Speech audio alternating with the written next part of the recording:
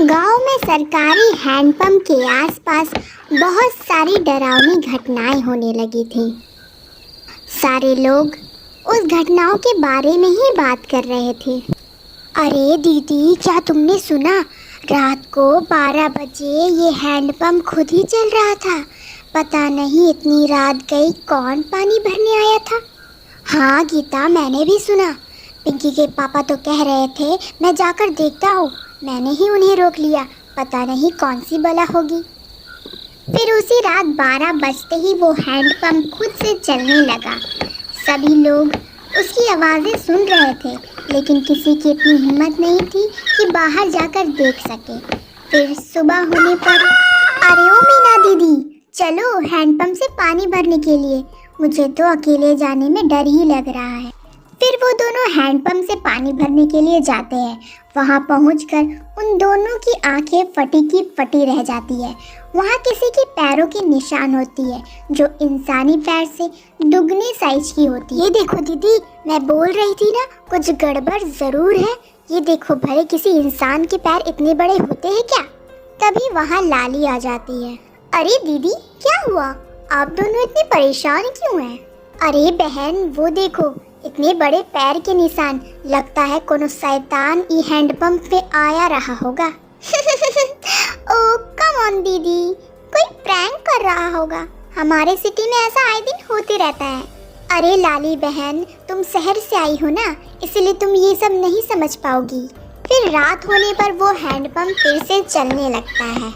Mummy, मैं जा रही हूँ उस हैंडपंप पर। मैं अभी इस बदमाश को सबक सिखाती हूँ। जैसे ही लाली उस हैंडपंप के पास पहुंचती है, वो दंग रह जाती है।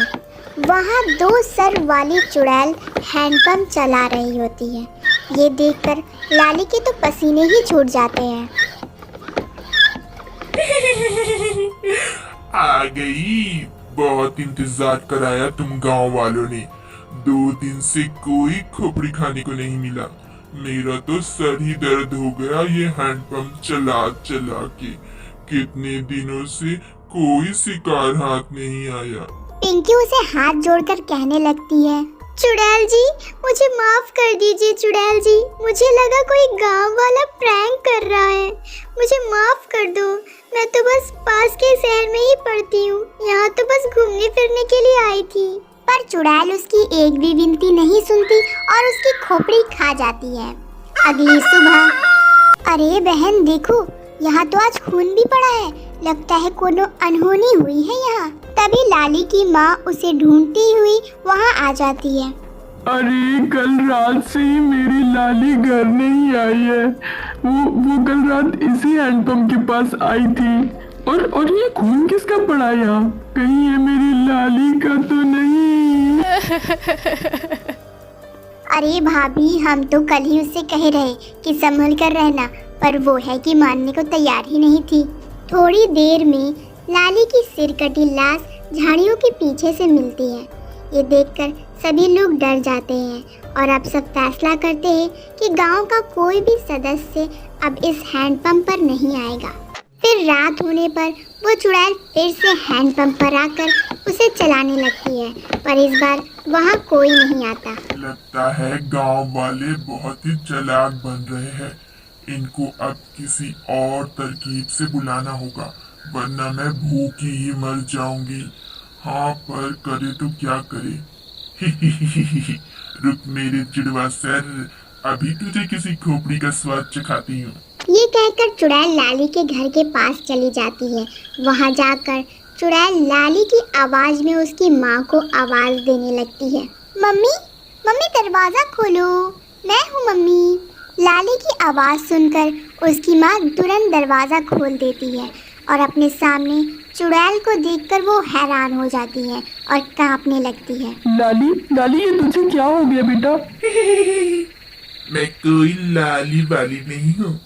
तेरी बेटी तो कब की हजम भी हो चुकी होगी। अब तू मेरी खाना बनी की मूर्ख औरत। इतना कहकर चुड़ैल उसकी खोपड़ी तोड़ देती है और उसे खा जाती है।